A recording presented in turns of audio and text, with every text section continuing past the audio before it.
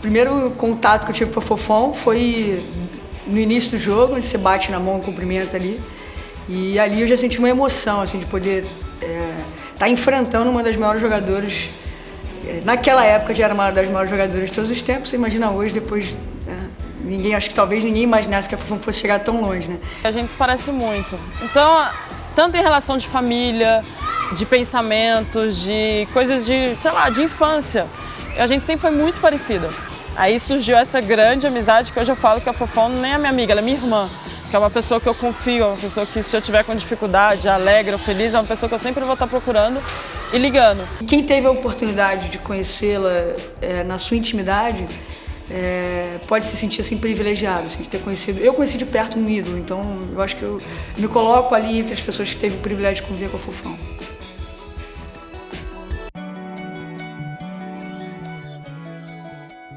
Aí quando nós viemos para cá não tinha nada. Não tinha asfalto, não tinha luz, não tinha água, não tinha condução de ônibus, não tinha nada. Aí viemos para cá, com a nossa casinha, fizemos. Aí, água de poço, luz de lampião, de vela. Foi puxado, como diz, né?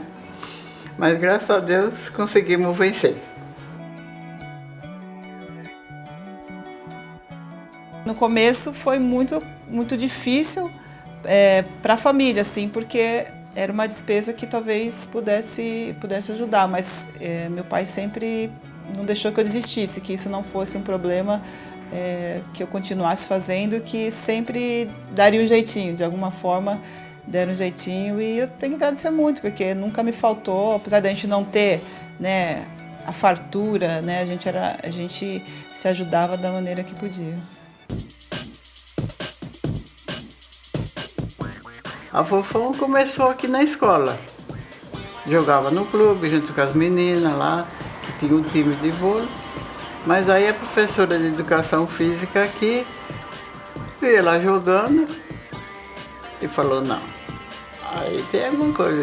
Ai, dona Oris, tem que levar a Elinha. Até então era a Hélia, né?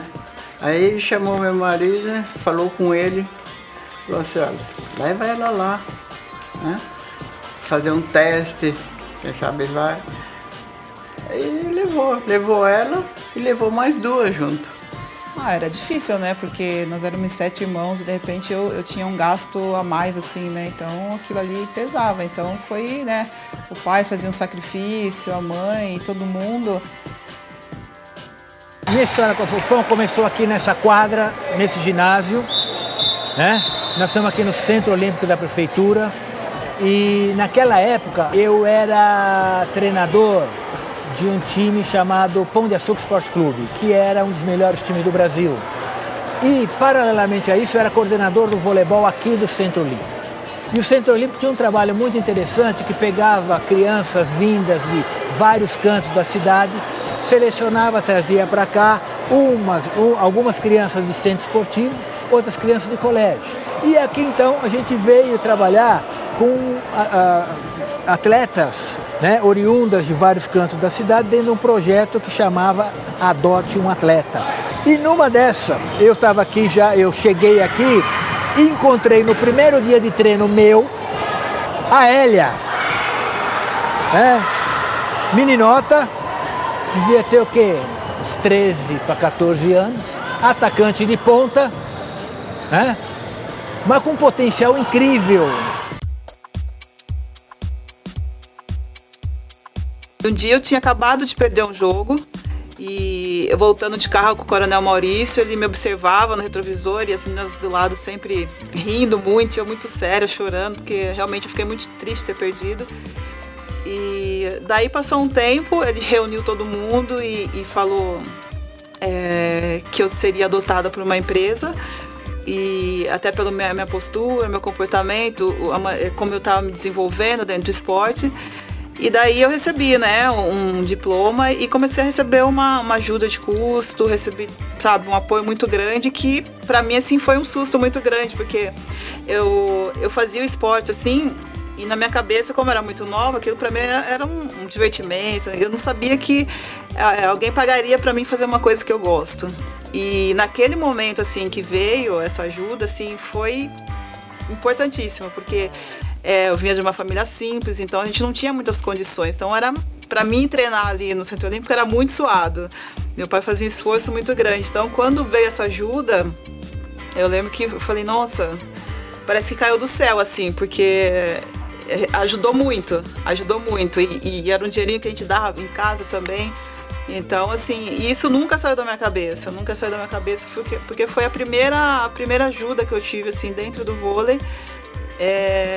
E é uma coisa que eu nunca esqueci, porque é uma gratidão que eu tenho muito, muito grande, porque talvez a pessoa que fez isso não sabia o quanto ela me ajudou naquele momento. Mas eu falei, puxa, que ótimo, que bela oportunidade que ele teve também. Não só ela, com ele também.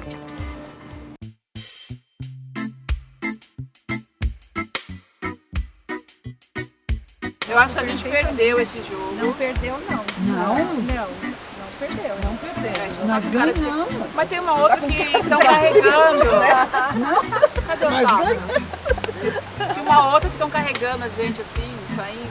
Eu acho que a gente tinha perdido, que eu tô com cara de choro. Eu, falando por mim, ela e a irmã, a Cláudia, era... A Cláudia. Assim, nós três era meio time. Não querendo ser modéstia. Modéstia.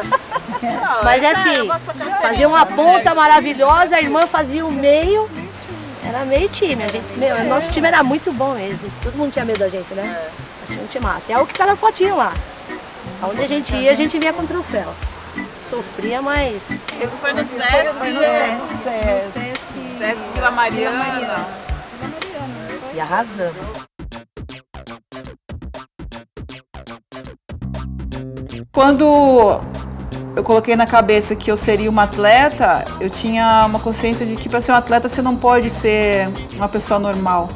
Você tem que abrir mão das coisas, você tem que buscar as coisas, você tem que ter vontade disso, né? Então, assim, eu fui atrás de tudo isso, né? Eu busquei tudo isso. Havia sempre um espaço de 40, 50 minutos dedicado a treino exclusivo de levantamentos. Se treinava só levantamento. Isso era uma escola de levantadoras. E dentre essas moças, né, duas se destacaram mais, Fernanda e Fofão. O curioso dessa história toda é que, evidentemente, quando Fofão foi descoberta, ela não era Fofão, ela era a Hélia, uma menina, né, humildezinha, vinda lá da periferia, e que foi treinar lá no meio das feras do Pão de Açúcar, que time adultos tinha várias da seleção brasileira, aquele negócio, e ela foi lá. E uma coisa nos chamou a atenção, que foi, ela era bochechuda, uma bochecha gostosa da gente apertar assim e sacudir, e nesse instante fazia muito sucesso na televisão um personagem que fazia programas infantis, e a gente começou a chamar de bochechuda, não sei o que, daí para Fofão foi um tiro, todo mundo, e pegou e ficou eternizado como Fofão.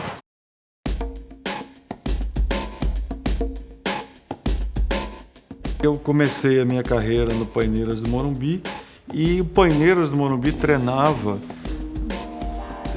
também o Pão de Açúcar, que era o time onde a Fofão jogava no juvenil. E ali começou o nosso primeiro contato, ou seja, eu ajudava alguns treinamentos, o técnico era o Fiaschi, e a Fofão ainda juvenil, a Fofão era atacante, ela não era levantadora, ela, com todo aquele tamanho dela, ela atacava, ela começou a levantar no juvenil e no adulto. Ela participava dos dois treinamentos. E eu não era o técnico do juvenil, mas assistia os treinos e também ela vinha treinar no adulto. E ali a gente passou a Fofão de atacante para levantadora. E ela tocava muito bem na bola, tem uma habilidade muito grande, uma visão de jogo já diferenciada das outras meninas. E ela me chamou a atenção muito fortemente, assim, pela sua característica, né? Tranquila, observadora e se movimentando de uma forma muito adequada para a posição, uma transformação assim muito veloz.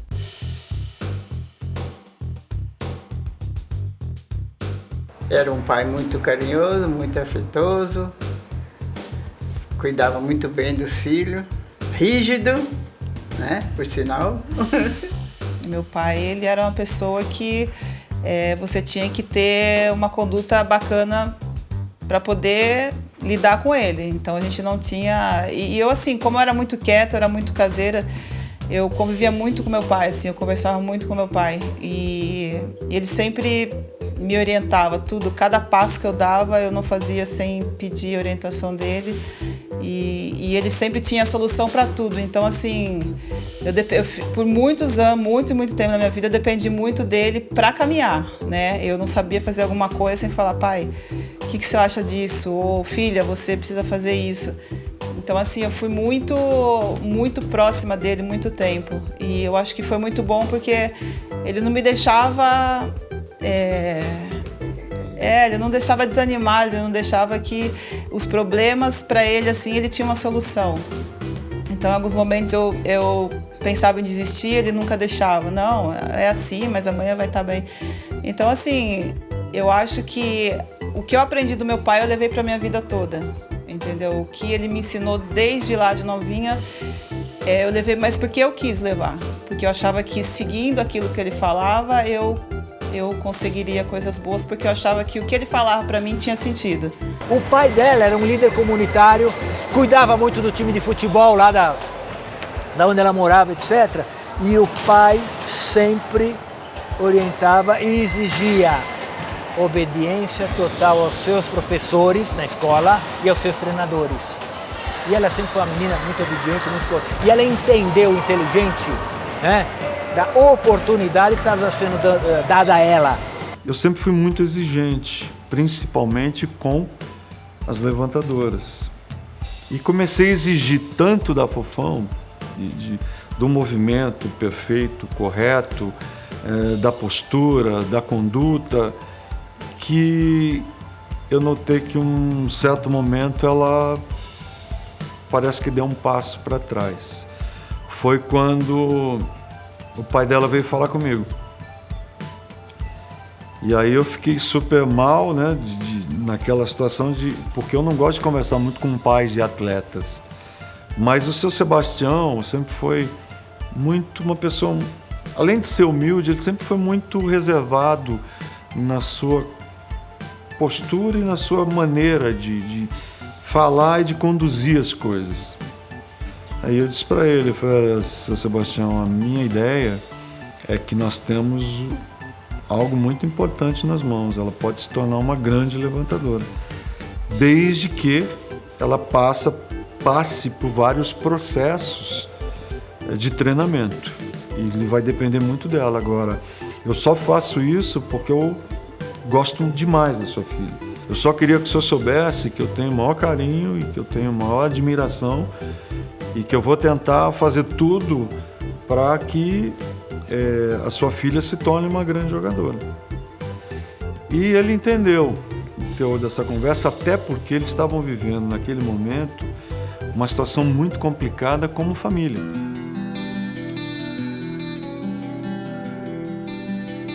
Estava fazendo almoço, aí aqui a sala era bem grande, aí deu um estalo na parede. Aí falou assim, tá dando um estalo. Aí ele veio para a sala e viu aquele vão assim. Daqui a pouco deu outro estalo. Aí ele falou assim, sai de dentro de casa que a casa vai cair. Foi o tempo de eu desligar o tambor de gás, a menina estava passando roupa, desligou o ferro e saímos para o quintal. A sorte, nossa, que a casa caiu assim. Não foi nem para lá, nem para cá. Senão ia cair na casa dos vizinhos, né? Ele desmoronou tudo. Aí ficamos sem ação. Aí ficamos, fazer o quê? Eu lembro que quando eu fui no vizinho, na casa ao lado, achando que fosse a nossa casa, também reparei que não era a nossa casa. E aí, percebendo que eu estava a casa ao lado era nossa e que alguma coisa tinha acontecido. E quando eu entrei,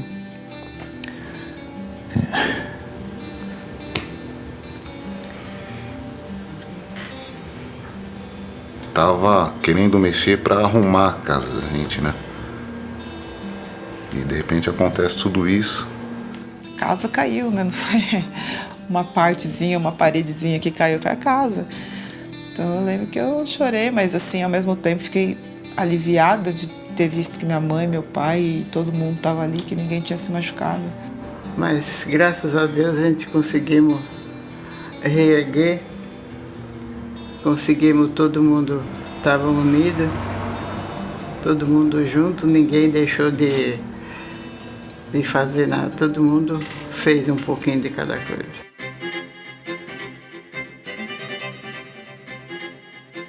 O Zé, para mim, ele me fez, né?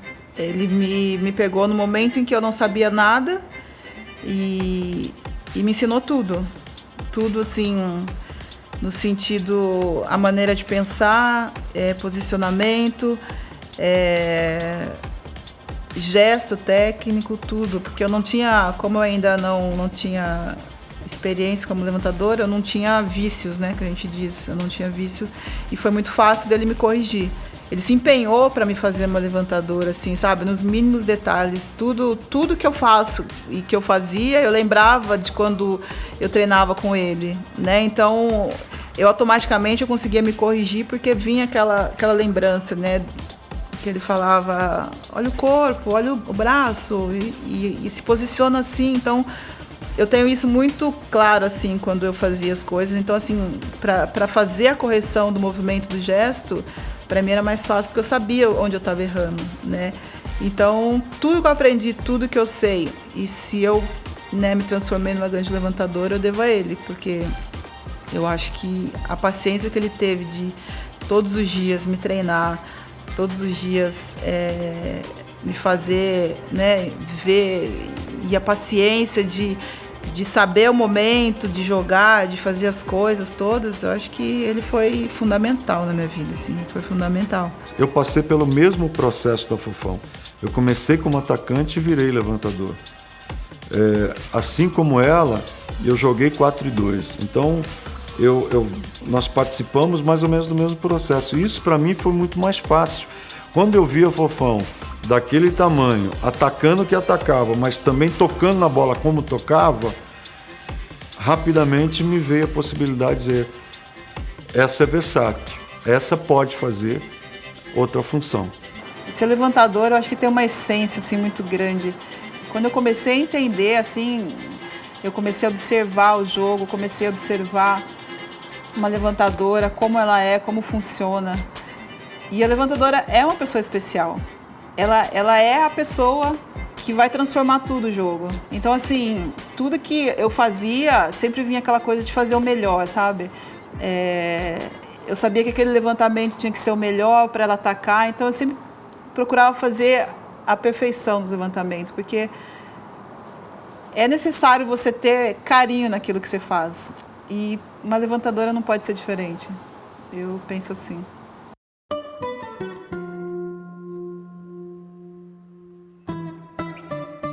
Acho que Barcelona ele foi onde abriu as portas para minha carreira, porque eu acho que a visibilidade que deu ter ido para uma Olimpíada foi muito grande. Então, assim, praticamente, profissionalmente mudou toda a minha vida. Lá em Barcelona a gente só ganhou de quem era pior, quem era igual ou melhor a gente perdeu. E ela nos salvou daquele jogo que a gente ia perder e não ia adiante, ia ser muito pior do que foi. Ficamos em quarto, né? Um time que podia ser melhor. Eu voltei de Barcelona totalmente modificada. Eu voltei assim com outros objetivos, voltei com outro pensamento.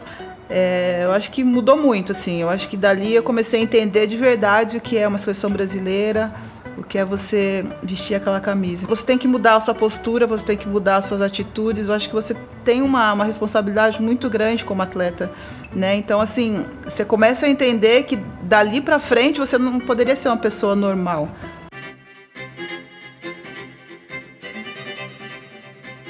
Depois da Olimpíada de 92, foi quando o Bernardo assumiu, né? Então, assim, ele modificou totalmente o treinamento. E foi daí que eu comecei também a crescer um pouquinho mais, porque daí ele já veio com, sabe, um outro tipo de treinamento. E eu juntei tudo aquilo que eu aprendi com o Zé e comecei a treinar com o Bernardo. Quando eu chego ao Brasil, vindo da Itália, para dirigir a seleção feminina, eu me lembro muito bem, dois treinadores disseram, não, mas convocar Fofão, ela tem a mesma idade da Fernanda Venturini, a Fernanda é titular, ela não tem sentido. Eu tinha, obviamente, visto muitos vídeos já, observado a Fofão jogar, e eu disse, eu não convoco pela carteira de identidade dele, eu convoco porque ela menina joga, pela condição, e a Fofão, para mim, é, nesse momento, a segunda, mas é uma jogadora de seleção brasileira, vai estar. Eu lembro que no primeiro dia da apresentação eu cheguei atrasada. Ele olhou com uma cara pra mim, eu falei, meu Deus do céu, eu não conheço o homem, ele já vai, o que ele vai pensar de mim? E daí entrei, fui lá pro fundão, né? Falei, eu vou ficar bem longe aqui dele. Aí depois pedi desculpa, que eu tinha confundido no aeroporto, ia trazer tudo. Falei, pô, primeiro dia, né? Falei, dá boa impressão, já dei a impressão tudo errado. E quando ele chegou, ele falou que a gente precisava treinar para ganhar das cubanas, né? E o que era treinar? Começou a trazer homens, né? Para treinar, para dar treinamento, que a gente chama de braço. E assim, era uma pancadaria que eu vou te contar. Então, assim, nós como jogador, assim, eu vou falar de mim, assim, as cubanas assustavam. Dava medo de ver, porque assim, era uma força assim, que eu nunca tinha visto. Então ele falava que o único jeito da gente perder esse medo era trazendo os homens. Então, assim, era eles em cima de um caixote. E a defesa era só pancadaria, assim, era pancada muito forte. Então, assim, no começo, se falar foi tranquilo, não foi, porque existia aquela coisa assim, será que isso vai dar certo? Então, a gente só foi realmente acreditar no trabalho dele quando a gente começou a ver a evolução que teve, né? Aí a gente começou a acreditar e a gente começou a jogar de igual para igual com as cubanas, então aí o pessoal começou a ter mais confiança no trabalho dele, mas a princípio assustou muito.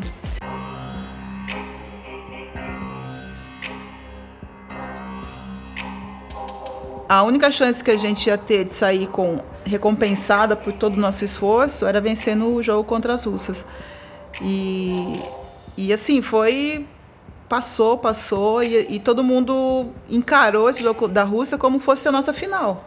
Pra gente era uma final, né? O vôlei feminino nunca tinha subido para receber uma premiação olímpica, seria a primeira vez, então a gente ainda estava dentro do jogo. Ele falou assim, vocês precisam entender a importância, tudo bem, a medalha de ouro é importante, mas subir no pódio é mais importante. Então a gente conseguiu vencer as russas e foi como se a gente tivesse ganhado de ouro, porque pra gente, a gente estava fazendo nossa história, né? E na hora que você sobe no pódio, assim, que você põe a medalha, você fala, caramba, né? É uma recompensa muito grande. Por mais que eu não tenha, talvez, participado tanto, mas o pouco que eu entrei, eu consegui contribuir. Então, assim, eu coloquei a medalha muito feliz, assim, eu, sabe, fiz festa junto com as meninas, porque era um momento especial, a gente estava entrando para a história, eu estava entre as 12 do Brasil que ia fazer história no vôlei feminino.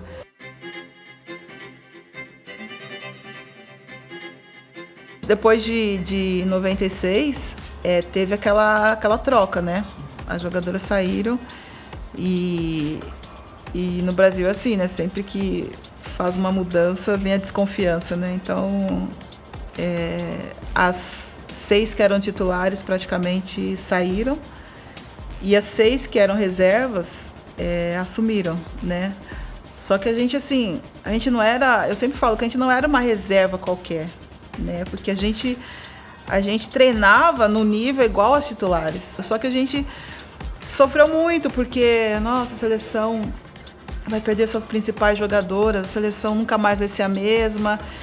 E ver aquela desconfiança e eu assumi a seleção, né, em 97 como titular. Eu adquiri uma maturidade como levantadora, né? Eu vim de 91 e a gente já estava... Eu tinha 7 anos como reserva e para mim era cada dia... Para mim eu estava colhendo coisa aqui, eu estava aprendendo. Então não foram 7 anos de reserva passeando. Jamais. Eu estava 7 anos ali batalhando, trabalhando, porque eu falei, tudo bem, 7 anos, mas uma hora, Fofão, vai chegar a vez. Eu lembro que o Grand Prix de 98, o Brasil ganhou sem... Eu não joguei, né? E a Fernanda não jogou. Né? E a Fofão jogou. E né, ganhou de Cuba, ganhou da Rússia, quase com um time B. Né? E depois que a Fernanda saiu, ela assumiu e na verdade, se ganhou mais. Né? Eu era felicidade pura. E assim, desde o primeiro dia eu sabia que ia estar todo mundo me olhando, porque eu estaria substituindo uma das melhores levantadoras que o Brasil teve.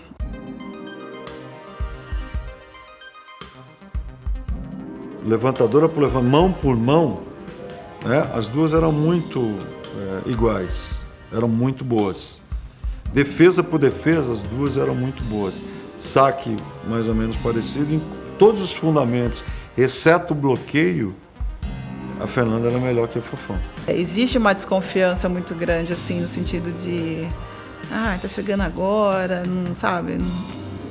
Já tem uma outra mais experiente, então as pessoas não te dão muita moral, né? E isso é uma coisa que você tem que conquistar, e nem sempre é muito fácil.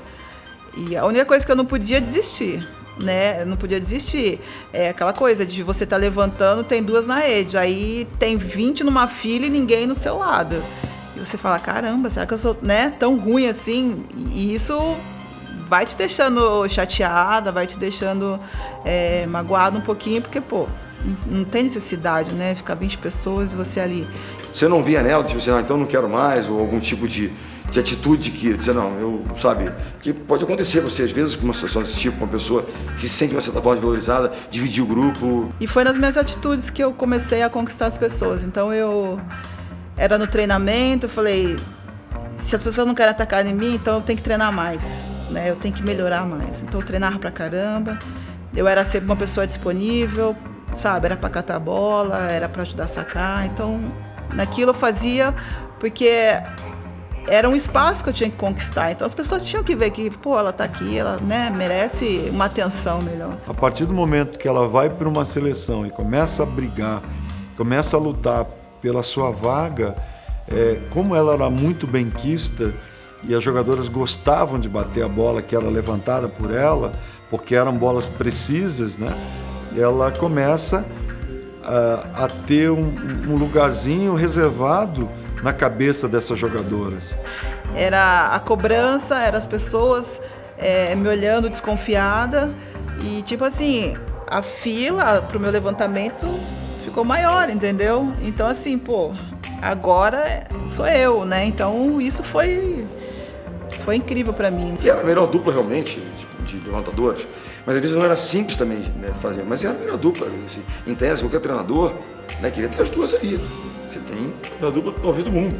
Mas a gente fica sempre olhando a fila do outro, né? Parece que a grama do vizinho é mais verde, e não é isso. Quer dizer, eu como técnico observava muito isso, né?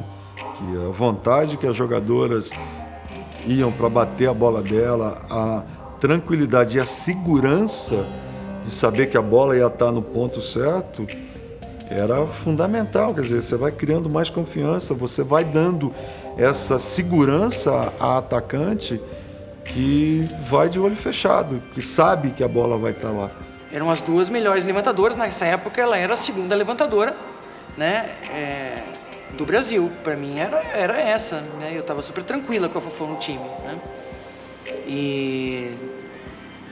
E aí antes eu não a conhecia, né, jogando no mesmo time, eu jogava contra, né? E aí eu fui conhecendo a personalidade, o caráter, né, a pessoa, né, por trás da jogadora, né?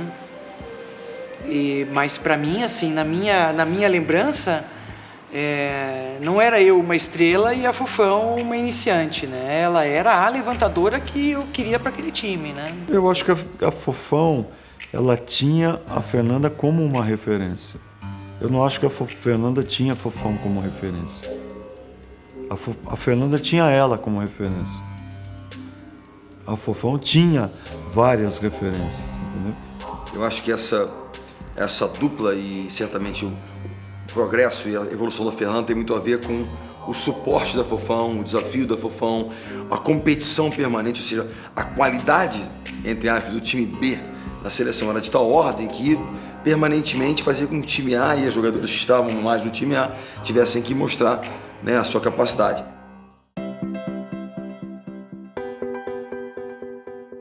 Eu sou do Rio, né, sou carioca, e fui convidada para jogar em São Paulo pelo time do Pinheiros. E com isso eu fiquei morando em Jabaquara, onde a família do João Márcio também mora em Jabaquara. E eu passando pela rua, né, no bairro, a mãe de João Márcio me viu, estava de carro, aí ela: "Você não é a Janina, que jogou na seleção brasileira?" "Sou eu." "Ah, eu vi o seu jogo no Mundial. Olha, eu sou Maria Helena, eu moro aqui perto, toma meu telefone se precisar de alguma coisa." Aí a minha mãe gostou muito por ter uma pessoa de referência, né? E morando próximo. Aí a minha mãe pediu para que eu fizesse contato, né, com eles. Aí quando eu liguei, eles foram lá no apartamento me pegar. E começamos a criar um laço afetivo, né, de ser a sobrinha do coração, a sobrinha adotiva da família. E João Márcio sempre perguntando: "Janina, me apresenta Fofão, me apresenta Fofão." Aí eu falei assim: vou apresentar, né? Mas aí você tem que ir no jogo. Mas ele ia no jogo, mas não conseguia, porque os fãs ficavam pedindo autógrafo. Aí ele ficava distante. Eu falei assim: "Ah lá, Fofão, a minha família é de São Paulo." Aí Bernardo deu uma folga, né? Deu uma folga pra gente à noite. Aí eu falei pra Fofão que eu iria ver a minha família de São Paulo, se ela não queria ir junto. Aí eu já falei do meu primo, coisa e tal. Aí ela falou assim: Jana. Eu falei assim: "Não, vamos, vai ser legal." Quando eu chego na porta, ele fala assim: "Você é a maior tratante, Janina. Você falou que ia me apresentar, Fofão, você não me apresentou." Só que Fofão tava atrás de mim, né? Ninguém vê. Aí eu falei assim: "Como não? Eu tava lá, a gente tava lá, você não chegou perto." "Não, você é só tratante, você fala que vai me apresentar, mas não vai me apresentar ninguém." Aí eu virei e falei assim: "Tia, trouxe visita pra senhora." No que eu trouxe visita, já fui pra cozinha, porque é onde a mesa estava posta. E quem sai de trás de mim? Fofão. Quando ele vê que é Fofão que é a visita, ele foi caindo. Ficou mudo, perdeu a fala. Todo mundo saiu da sala, foi pra cozinha comer e deixaram os dois lá. Depois eu fui perceber que os dois estavam sozinhos. "Fofão, vem aqui comer alguma coisa." Nunca trouxe namorado e assim, eu namorei pouquíssimo, né? E meu pai, assim, ele queria que eu me concentrasse sempre no vôlei e tudo mais. E só que assim, eu comecei a conhecer o João e tudo e tava assim, no começo ainda, né? Só que ele ligava em casa, quem tá ligando? Não sei o quê.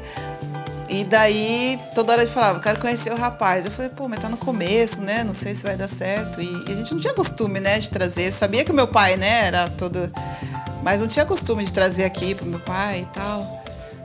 Daí, eu falei pro João Márcio: "Ô, João Márcio, meu pai quer te conhecer." Eu falei: "Ai, meu Deus do céu, tão bonitinha a menina, mas ela joga." Aí daí, falei: "Mas sei lá." Fico com medo, essas meninas do é todo chique, né? Meu filho era pobrezinho. Fiquei preocupada demais. Tão preocupada quanto eu fui na casa dela numa festa lá. Quando eu vi a casa no sítio, né? Não era o condomínio, não. Eu era solteira, tantos anos atrás. Aí eu entrei e comecei... Quando eu vi aquela casa, gente, comecei a chorar. Chorar mesmo. Aí a cunhada dela, a Helena, falou: "O que foi?" Eu falei: "Imagina uma casa dessa. O João Márcio não tem condição para isso, não." Mas as lágrimas já descendo, né? Ela: "Fofão, vem ver que sua sogra tá falando." Não me conhecia. Quem é esse rapaz que tá com a minha filha, tá saindo com a minha filha, tá conhecendo, tá namorando, mas ele falou, Fofão comentou, acho que eu liguei aqui, não sei o quê. "É o namorado da Fofão." "Namorado da Fofão? Ninguém veio falar comigo? Que namorado da Fofão é esse?" Namorado da Fofão não tem nome? Não tem nome, né? Aí foi que a Fofão falou assim: vai conversar com meu pai, senão, sabe, ele quer falar com você, quer que você vai falar com ele. Eu falei, então tá. Aí marcamos o dia e eu vim aqui. Aí vim, conversei, perguntou o que eu fazia, onde eu morava, perguntou da minha família, né? E eu fui falando, com as intenções. A intenção, a primeira coisa é conhecer sua filha, namorar, e não vou falar pra você que eu vou casar, que eu não sei, né?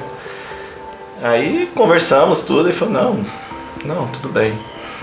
Não, agora tá tudo certo, agora já que vocês se ela gosta de vocês, estão se conhecendo, então tudo bem, precisa conversar. Desde aquele dia que ela entrou na minha casa, ela fez parte da minha família. Sempre carinhosa, sempre caladinha, a gente é silenciosa, né? Ela é mesmo, mas ela fala com os olhos dela. E é assim que a gente é apaixonado por essa Norinha aí. A gente tinha marcado a data de casamento e não tinha agenda, assim, é complicada. E a gente marcou antes da Olimpíada, em 2004. E eu falei com o Zé, Zé, vou casar. Ele, mas não tem outro dia pra você casar? Eu falei, não dá. Eu queria saber quanto tempo você vai dar de lua de mel e tudo. Ele, só 3 dias, 4 dias, não sei. Eu falei, tá bom, né? Aí eu fui no hotel, conversei com os caras, porque tinha um italiano que fala português. Então ele que, né, ajudou tudo na negociação. E falei, vamos fechar. Fechamos tudo e não falei com o João Márcio. Aí eu falei pra ele, vocês podiam ir no meu casamento, né? Se vocês forem, aí eu assino de verdade. Mas já tava tudo certo. Falei pra eles ficarem pra ver como que era, uma festa e tal. Aí eles mudaram a passagem e ficaram. Aí eu fui fazer o dia da noiva, não encontrei João Márcio e tudo mais. Só encontramos no altar, lá na igreja, tudo. Aí na festa, os dois estavam lá. Aí eu falei, vem conhecer meu marido, né? Aí fui apresentar. Ele falei pro João Márcio, assim, eu falei, esses dois aqui é que vão me levar pra Itália, né? Ele olhou pra minha cara, eu falei, acabei de fechar o contrato pra Itália. A gente acabou de casar, eu falei, eu sei, mas é um contrato bacana e tudo, mas depois a gente conversa. Porque eu falei, depois que ele falar o sim, ele não vai poder voltar atrás, né? Então, aí depois eu conto pra ele, né? Então, assim, até hoje ele fala que foi enganado no casamento, mas, tadinho, não teve porque eu tava concentrada e a gente não se encontrava e eu acabei deixando as coisas irem e fui falar só no dia da festa. Mas ele, como sempre, ele foi bem generoso, deu risada e se divertiu, mas foi uma enrascada pra ele que eu meti ele, mas foi tranquilo. Ela teve, assim, no João um suporte muito, muito importante. Eu acho que a pessoa fez uma opção muito, muito dura e muito firme. Ele deixa a carreira dele para acompanhar a carreira da Fofão. E chega um momento, a vida do atleta tem um pouco disso. Uma carreira que se torna internacional, ela foi para fora muitos anos, etc. Tal. Como é que você mantém uma relação, ele, né, trabalhando num banco, trabalhando aqui num horário, né, num 9 às 5, naquela coisa mais, né, digamos, normal, entre aspas. E como é que você vai para sustentar uma relação como essa? Né, você sozinha pelo mundo, etc. Tal, isso certamente teria gerado ele... E não é fácil, porque ao mesmo tempo você às vezes está ali dando suporte, fazendo aquilo que talvez as pessoas vejam como assim um pouco o papel da mulher que vai seguir o cara, vai cozinhar, vai lavar roupa, vai chão, então ele provinha as condições para que ela estivesse tranquila para jogar. Sempre a gente teve uma família muito grande, né? E eu não tive possibilidade de ter filho.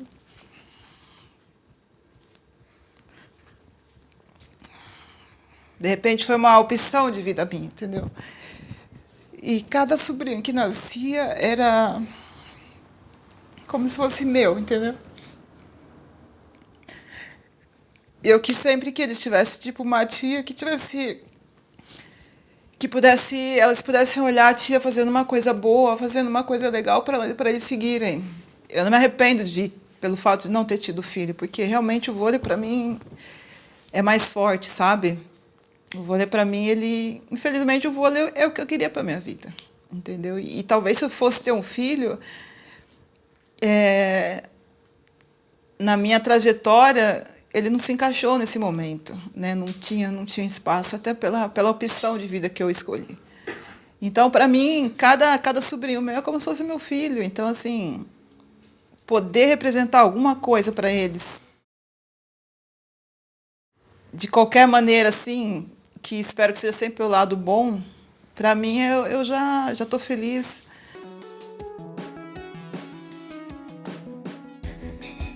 Eu volto para a seleção numa situação complicada, né, entre jogadores, infelizmente com o técnico, e a gente resolve fazer um projeto para a próxima Olimpíada, que era 2004. Ele me chamou para voltar para a seleção, né, em 2003.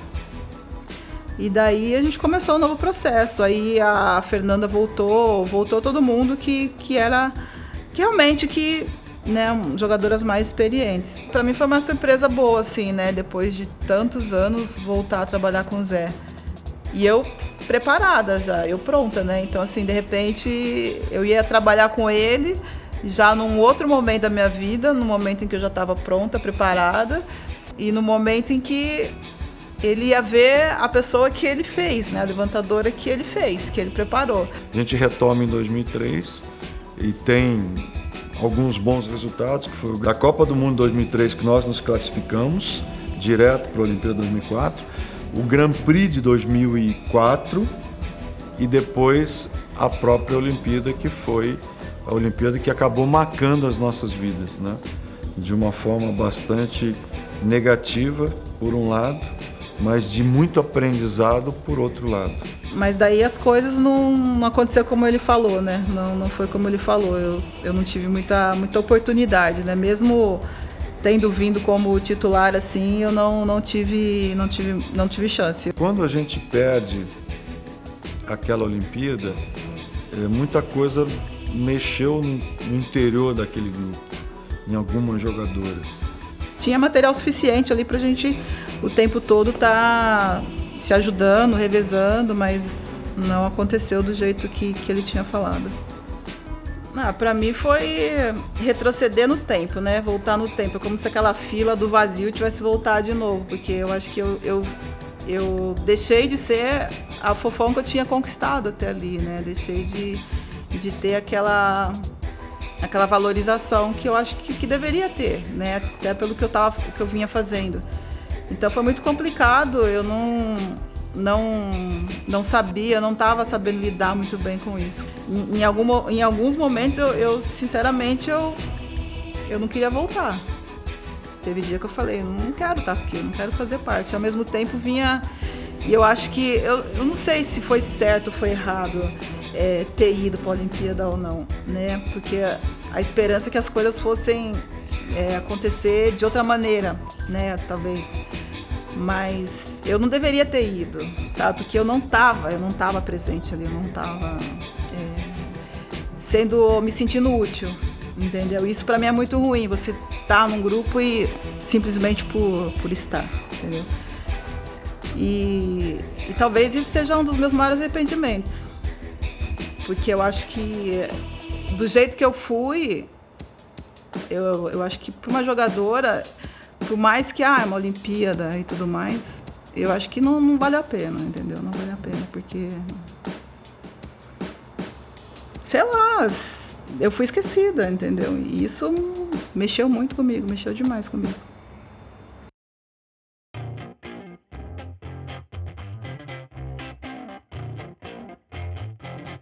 Quando acaba 2004, eu fui para o fundo do poço.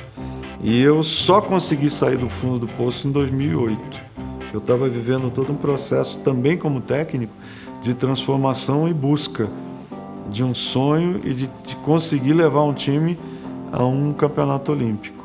Aí eu vim para São Paulo, tava passeando no shopping e daí meu celular tocou.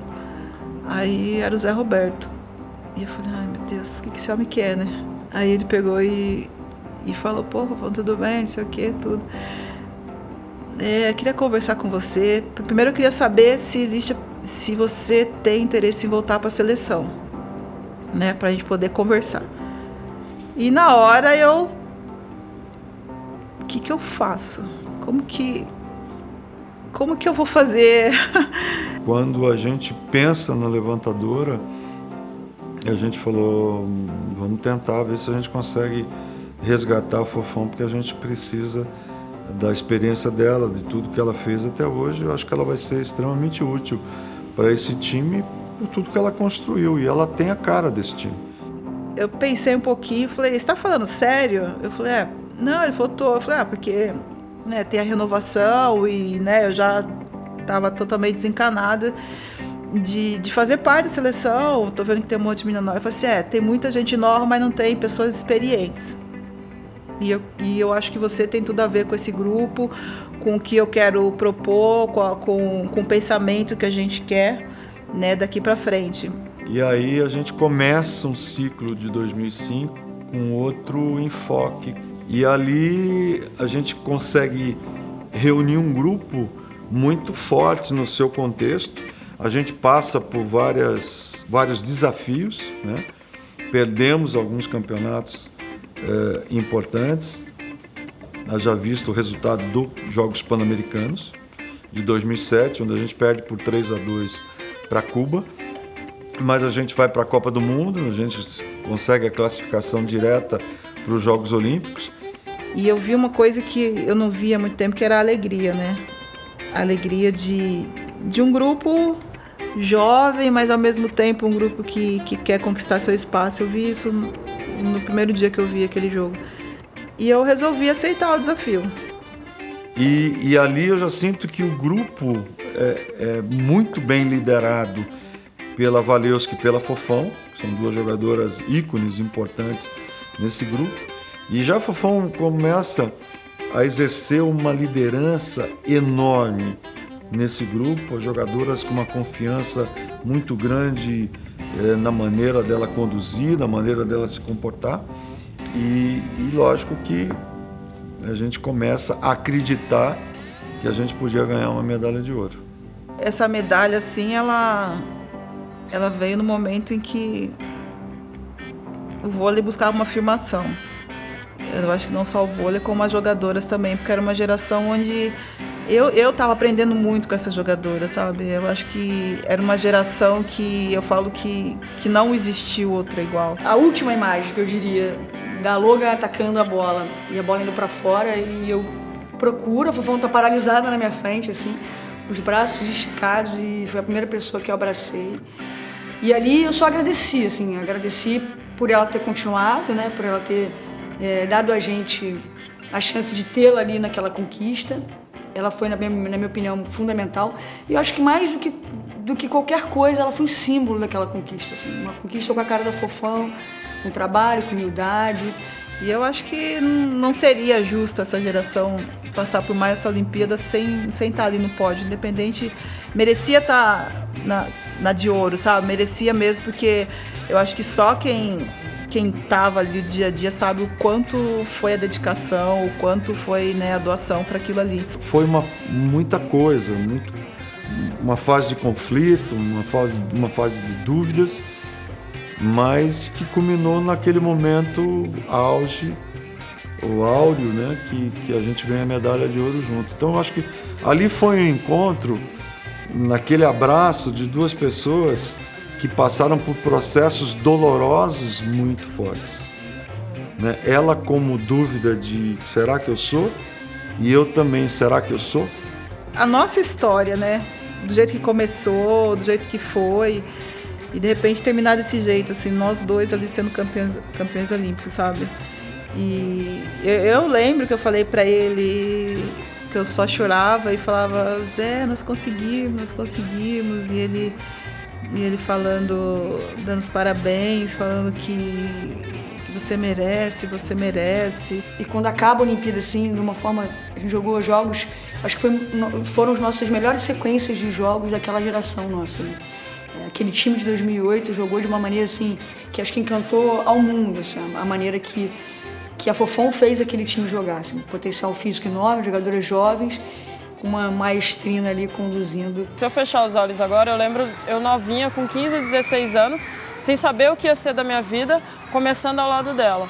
E eu receber minha primeira medalha ao lado da Fofão, isso pra mim é uma coisa que eu nunca vou esquecer, jamais.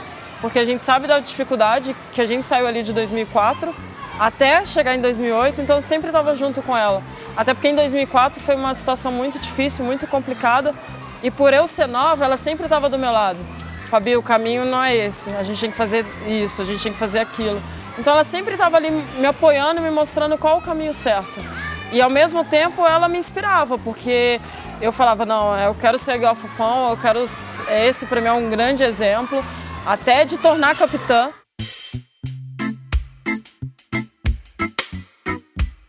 Quando acabou a Olimpíada, em 2008, a gente olhou pra mala e falei, Fofa, cara, não tem como, tá cabendo uma roupa na minha mala, não tem como a gente levar essas roupas todas pra casa.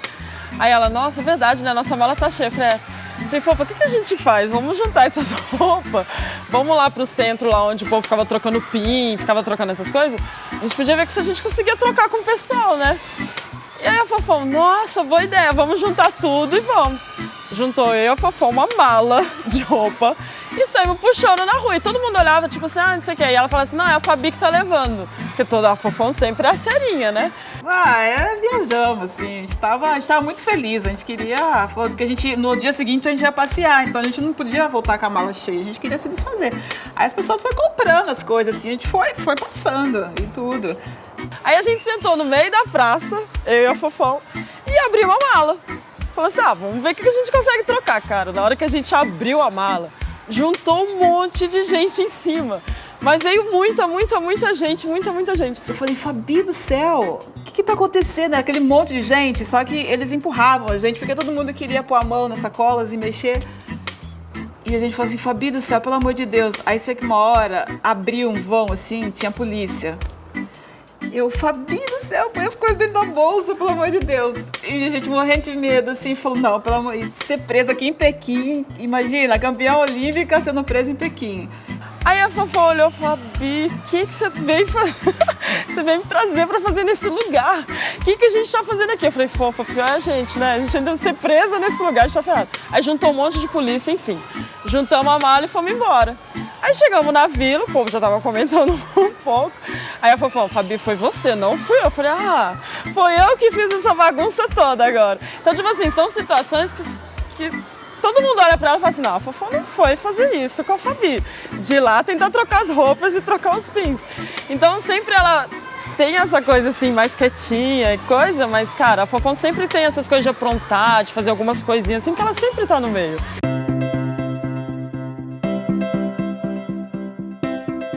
Eu acho que a Fofão assim, se transformou ao longo desses anos assim, nos ícones, né? Um símbolo, né? Realmente uma referência do voleibol feminino brasileiro. Acho que nós tivemos algumas atletas, não tantas, né, que chegaram a essa categoria realmente de referência, não só uma grande jogadora, mas uma grande atleta, muito mais do que apenas jogar na quadra, mas uma atleta na concepção da integralidade da história, né, e uma pessoa que, né, por onde passou deixou amigos, por onde passou deixou, né, um rastro de coisas bacanas. Eu acho que isso aqui é um legado, além das conquistas esportivas, foram as conquistas humanas que certamente ela teve ao longo desse longo percurso, realmente longo. Tudo que eu fiz, assim, era pra família ter orgulho. De alguma forma falar, sabe, olhar ali e falar, pô, é minha irmã, é minha filha, é minha tia. E quando veio os sobrinhos, isso ficou muito mais forte, porque eu queria ser uma imagem bacana pra eles, assim, sabe, de eles poderem olhar a tia que foi num caminho bacana e seguirem também. Eu vejo ela jogando desde quando eu era pequena e desde quando eu nasci, eu tava no meio de quadra, de bola, de tudo.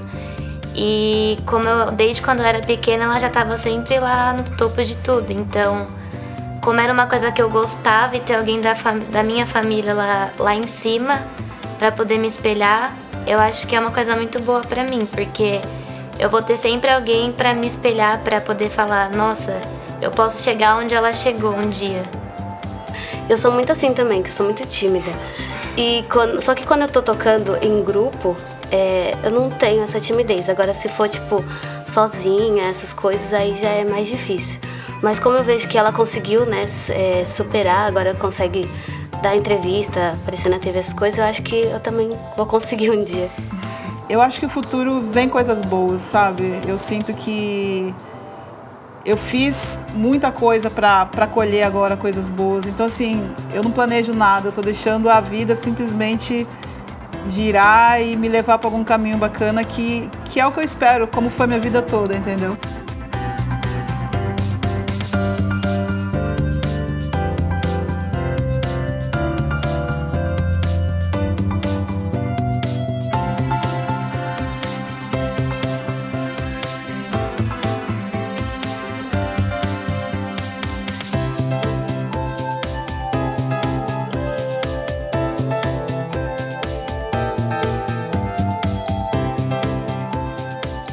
Com vocês eu não tô não, eu tô meio essa coisa aqui em mim, me filmando, eu tô com medo dessa coisa.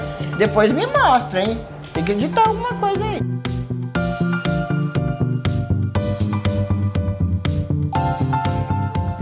Ai, desculpa. Que o menino caiu bem ali. Vamos já dar um tempo aí, peraí. Passa pra lá? Dá um intervalo aí.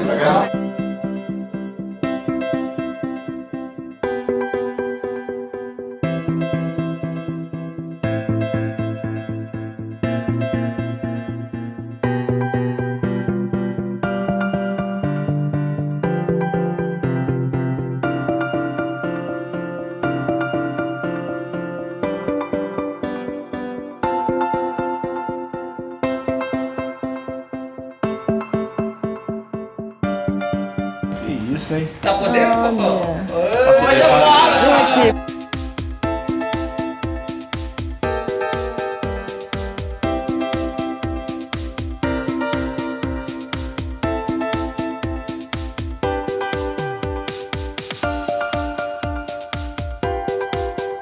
Esse é o Rodrigo batendo um vôlei com a Fofão. Depois de um salmão, mais com a banana split.